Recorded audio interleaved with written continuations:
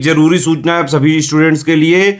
Study for civil services का Android app Google play store में आ चुका है, उसको प्लीज तुरंत इंस्टॉल कर लीजिए। और अगर आप स्टडी फॉर सिविल सर्विसेज के सिर्फ ऐप से कोई भी कोर्स, कोई भी पीडीएफ परचेस करते हैं तो उसमें अप्लाई कूपन, अगर आप ज्ञान सर जो है आप उसमें अप्लाई करते हैं, ये कूपन कोड है, तो उसमें 20% फीस तुरंत माफ हो जाएगी। मतलब 20% डिस्काउंट तुरंत उसमें लग जाएगा। ज्ञान सर लिखना है, नॉर्मली ज्ञान सर, स्मॉल लेटर में है सब कुछ, कोई स्पेस नहीं, कोई कॉलम नहीं, सिर्फ ज्ञान सर, GYANSIR। इस तरह से अगर कूपन कोड लगाते हैं आप ऐप में बाई करने से पहले, जो अप्लाई कूपन वाले में आता है, तो 20% का डिस्काउंट तुरंत मिलेगा। वीडियो देखिए। नमस्कार दोस्तों, एक बार फिर से आपका स्वागत है सी सेट प्रिपरेशन के इस चैनल पर। दोस्तों, अगर आप भी UP triple S C PT 2024 के लिए तैयारी कर रहे हैं तो ये क्लास आपके लिए अत्यंत महत्वपूर्ण है। इस क्लास में हम लोग प्रीवियस ईयर क्वेश्चन पेपर का डिस्कशन करेंगे, अर्थात 2023 में जो पेट का पेपर हुआ था उसमें आए हुए प्रश्नों को देखेंगे और यहाँ से एक बेस क्रिएट करेंगे कि 2024 की तैयारी कैसे करनी है, क्या आधार होना चाहिए, किस तरीके का स्टैंडर्ड मान के तैयारी करना चाहिए। तो चलिए दोस्तों, आगे बढ़ते हैं अपने क्लास की ओर। क्लास आपके लिए अत्यंत इंपॉर्टेंट है। देखिए, इससे पहले अगर आप टीम के पेड कोर्स से जुड़ना चाहते हैं किसी भी एग्जाम के कंप्लीट प्रिपरेशन के लिए, तो आप इन दिए गए नंबर पर कॉल या व्हाट्सएप करके टीम के पेड कोर्स से जुड़ने की प्रक्रिया समझ सकते हैं। ये ज्ञान सर का व्हाट्सएप नंबर है, आप यहाँ से व्हाट्सएप के माध्यम से भी जानकारी प्राप्त कर सकते हैं। दोस्तों, अगर अभी तक आपने प्ले स्टोर से स्टडी फॉर सिविल सर्विसेज का एप्लीकेशन इंस्टॉल नहीं किया तो जरूर इंस्टॉल कीजिएगा। एप्लीकेशन के माध्यम से आप किसी भी बैच को परचेस करेंगे तो आपको अप टू 50% तक का डिस्काउंट मिल सकता है। और एक और ज़रूरी सूचना, अभी हाल ही में पीटी 2024 के लिए टेस्ट सीरीज लॉन्च किया गया जिसकी कीमत है मात्र 499 रुपये। और अगर आप ऐप के माध्यम से खरीदेंगे तो इससे भी कम पर मिल जाएगा, क्योंकि आप वहाँ पे अगर ज्ञान सर कोड अप्लाई करेंगे तो आपको कुछ डिस्काउंट देखने के लिए मिलेगा। 499 रुपये में आपको कुल 50 टेस्ट सीरीज देखने के लिए मिलेंगे, जिसमें कुछ टेस्ट सीरीज ऐसे होंगे जो छोटे होंगे और कुछ फुल लेंथ टेस्ट सीरीज होंगे। तो आप इस कोर्स को जरूर परचेस कीजिए और पीटी की तैयारी को बेहतर बनाइए। चलिए अब बढ़ते हैं आगे क्लास की ओर। आप वीडियो देखिए। 23 अक्टूबर 2023 को हुए पीटी के मैथ्स और रीजनिंग के प्रश्नों को सॉल्व करेंगे। आप वीडियो को अंत तक देखिएगा, आपको मैथ्स और रीजनिंग के सभी प्रश्नों के हल मिल जाएंगे। चलिए स्टार्ट करते। देखिए, यहाँ पर आपको पहला क्वेश्चन दिया, प्रश्न संख्या 48, पेपर में 48 नंबर का मैथ्स का पहला प्रश्न है। निम्नलिखित का योग ज्ञात कीजिए। आपको ये एक बड़ी सी श्रृंखला दी गई है, इसको जोड़ना है। ये देखने में जितना बड़ा दिख रहा है उतना ही आसान। इसको जोड़ेंगे कैसे? देखिए, यहाँ पर ना 1/9 को अभी हम रेस से बाहर रखते हैं, 1/6 से दिखाते हैं। देखिए 1/6 सच में कैसे लिखा हो गया होगा। देखिए 1/2 में से ना जब 1/3 को घटाएंगे तो इसको हल करने पर 1/6 मिलेगा। इसी प्रकार देखिए 1/12 की जब बात करेंगे ना तो ये कैसे रहा होगा, 1/3 माइनस 1/4 रहा होगा। तो आपको क्ल्यू मिल रहा है, ठीक है। ऐसे भी आपको ये पता होगा। देखिए, जब कभी भी ऐसा हर होता है जो कि ऐसे टर्म में तोड़ा जा सकता है जिसका डिफरेंस होता है, उसका योग करने के लिए हम लोग डायरेक्ट लिखते हैं फर्स्ट टर्म 1/2 यहाँ पे बनेगा और माइनस लास्ट टर्म यहाँ पर मिलेगा 1/9। इसको कैलकुलेट करेंगे तो आपको मिलेगा 7/18। देखिए यहाँ से यहाँ तक इतने का जोड़ जो है ना, ये 7/18। इसमें 1/9 हमें और जोड़ना है, प्लस 1/9 कर लेंगे तो जैसे ही आप इसको कैलकुलेट करेंगे आपको आंसर मिलेगा 9/18, जिसको हल करने पर मिल जाएगा 1/2। ऑप्शन डी इसका बिल्कुल सही आंसर होगा। चलिए थोड़ा सा पहले कलर चेंज कर लेते ताकि कलर आपको दिखता रहे। रुके, ब्लू में लेकर आते तो ब्लू कलर आपको इस डिस्प्ले पर आसानी से दिखेगा। देखिए ये कलर, ये तो ब्लैक के जैसा लग रहा है। रुके, ये ठीक है, ये भी थोड़ा सा, रुके इसको देखते हैं। ठीक है, ये सही है, ठीक है, तो इस कलर को रखते हैं। चलिए अब देखिए दूसरे प्रश्न पर आते हैं। अगला प्रश्न क्या है? प्रश्न संख्या 49 आपसे ये बोल रहा है कि x के किस मान के लिए ये जो कथन है मतलब सही है। तो देखिए x की वैल्यू आपको फाइंड आउट करनी।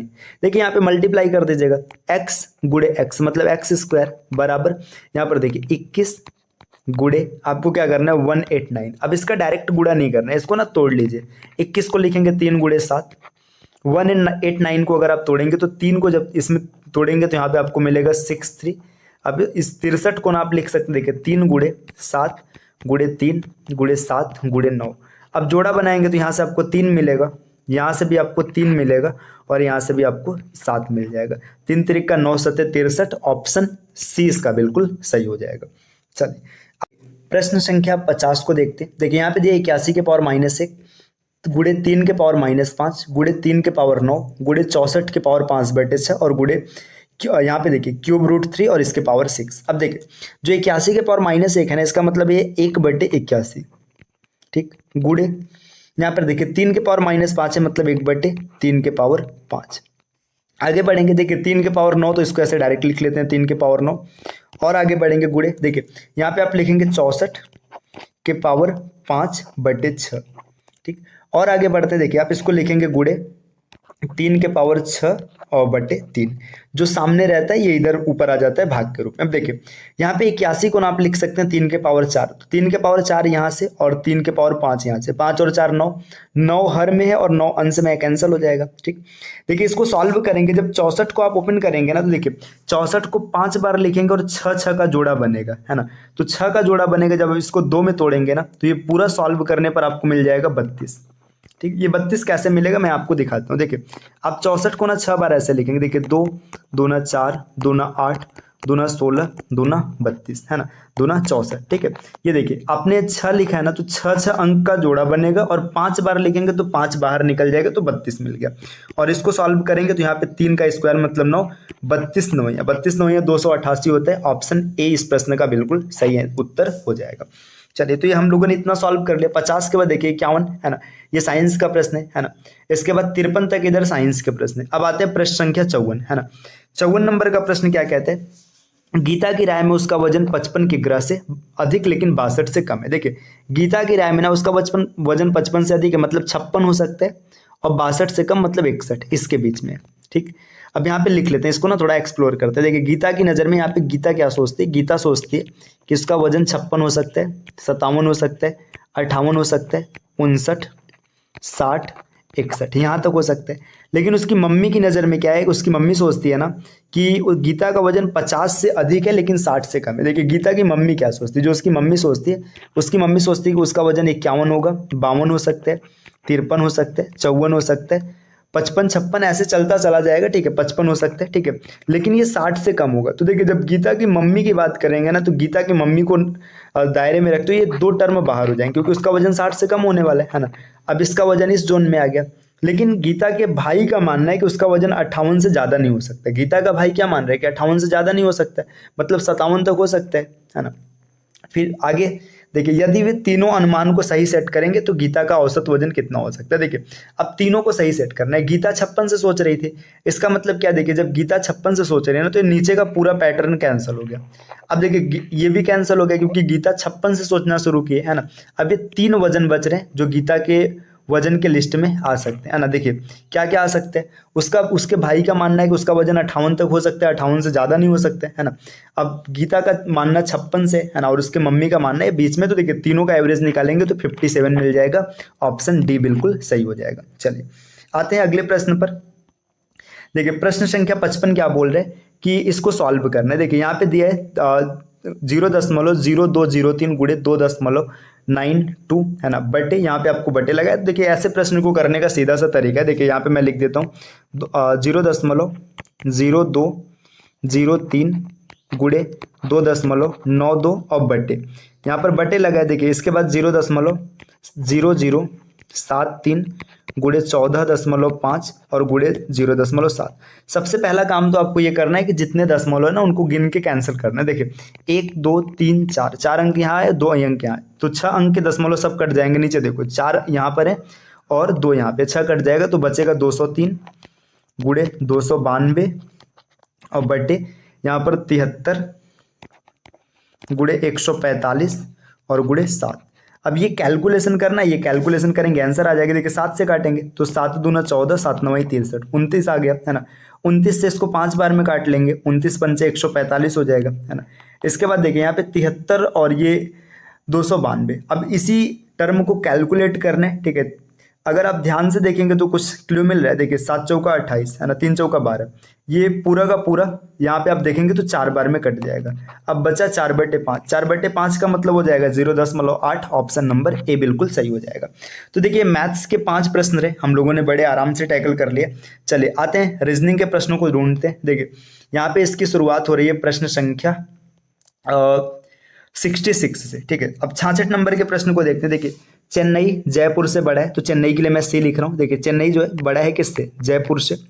आगे है सूरत कोलकाता से बड़ा है। ठीक है, यहाँ पे नहीं पता तो सूरत किससे बड़ा है? कोलकाता से बड़ा है।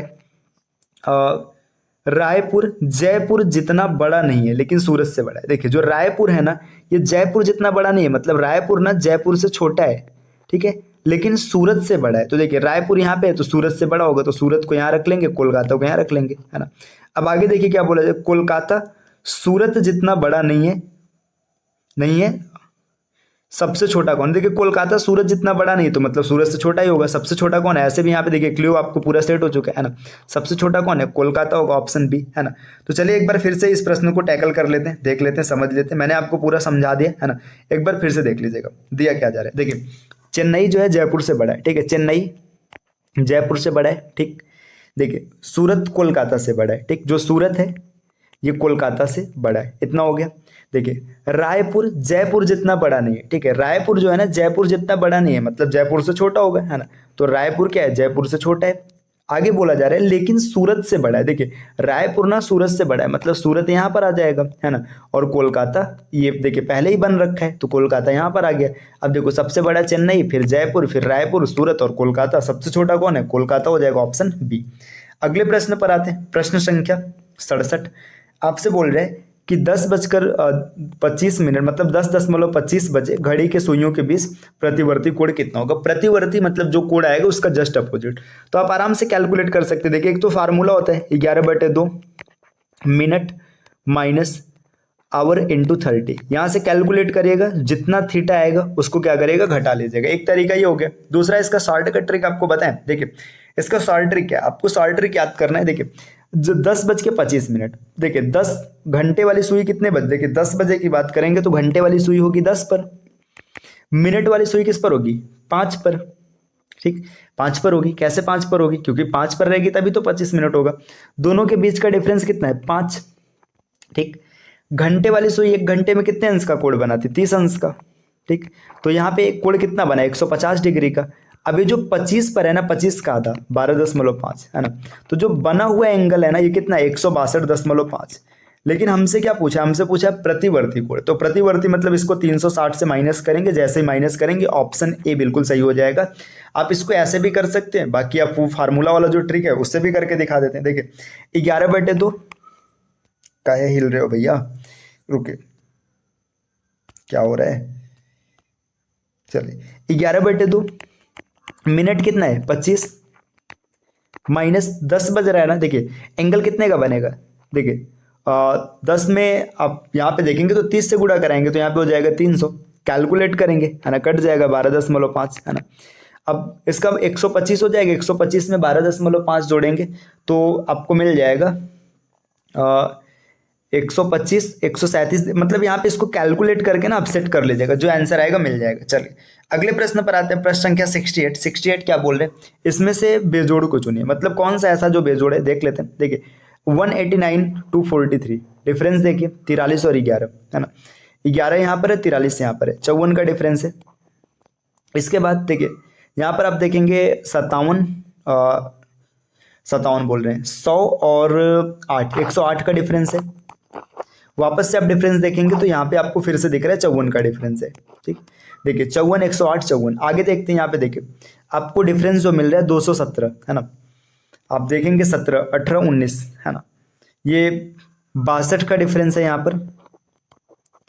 वापस से आप देखेंगे 279, 403, 21, 124, 124 का डिफरेंस है।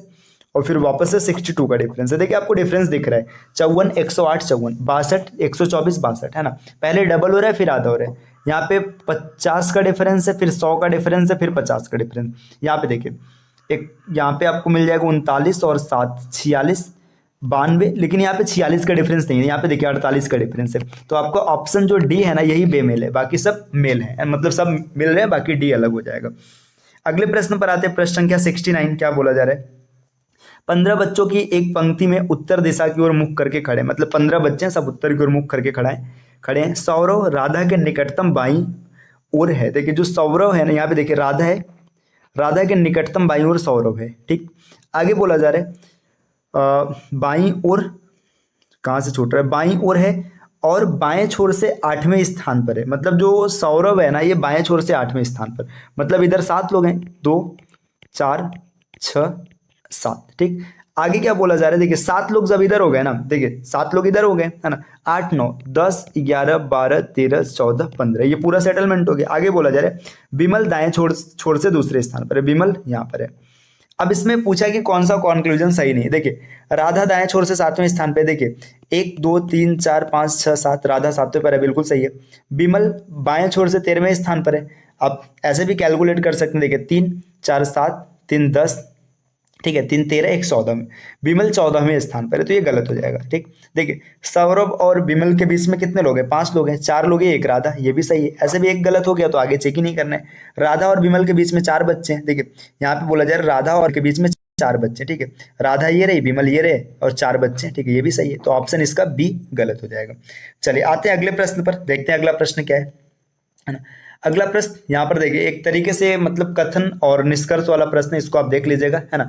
तो ये इसके बाद और कोई क्वेश्चन है, देखिए 71 है ना। तो देखिए यहाँ पे ना फिर से ये आपको जीएस के प्रश्न मिल रहे हैं। तो ये हम लोगों ने पीटी में आए हुए मैथ्स और रीजनिंग इन प्रश्नों को सॉल्व कर लिए। ठीक है, अब मिलते हैं आपसे नेक्स्ट वीडियो में कुछ नए इन्फॉर्मेशन के साथ। तब तक के लिए take care, bye bye and thank you.